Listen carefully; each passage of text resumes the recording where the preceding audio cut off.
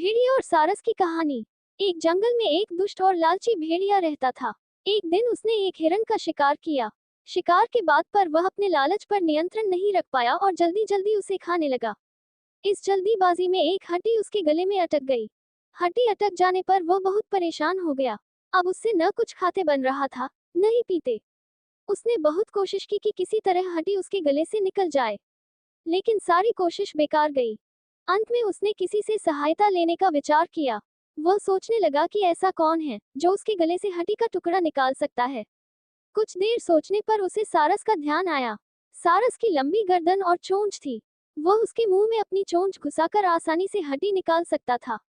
बिना देर किए भेड़िया सारस के पास पहुंचा और बोला, सारस भाई, मेरे गले में एक हड्डी अटक गई है।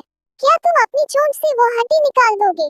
मैं तुम्हारा बहुत एहसानमंद रहूंगा और तुम्हें उचित इनाम भी दूंगा। सारस पहले तो भेड़िए के मुंह में अपनी चोंच डालने से डरा, लेकिन बाद में उसे भेड़िए पर दया आ गया और वह तैयार हो गया। भेड़िए मुंह खोलकर खड़ा हो गया और सारस ने उसमें अपनी चोंच डाल दी, लेकिन उसकी चोंच हड्डी तक नहीं पहुंच पाई।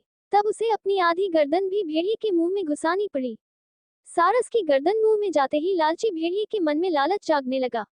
उस सोचने लगा कि यदि मैं इसकी लजीज गर्दन को चबा पाता तो मजा आ जाता, लेकिन उस समय उसे अपने गले में फंसी हड्डी निकलवानी थी, इसलिए वह मन मारकर रह गया। कुछ ही देर में सारस ने उसके गले से हड्डी निकाल दी। हड्डी निकलते ही भेड़िया जाने लगा। न उसने सारस को धन्यवाद दिया, न ही इनाम। सारस ने उसे रोककर कहा, मेरा इनाम कहाँ है? तुमने कहा था कि तुम इस काम के बदले मुझे इनाम दोगे। भेड़िया बोला, एक भेड़िए के मुंह में अपनी गर्दन डालकर भी तुम सही सलामत हो। क्या यह तुम्हारा इनाम नहीं है? इतना कहकर भेड़िया चला गया और सारस मुंह लटकाकर खड़ा रह गया। सीख: लालची और दुष्ट व्यक्ति से कभी कृतज्ञता या पुरस्कार की अपेक्षा नहीं करनी चाहिए।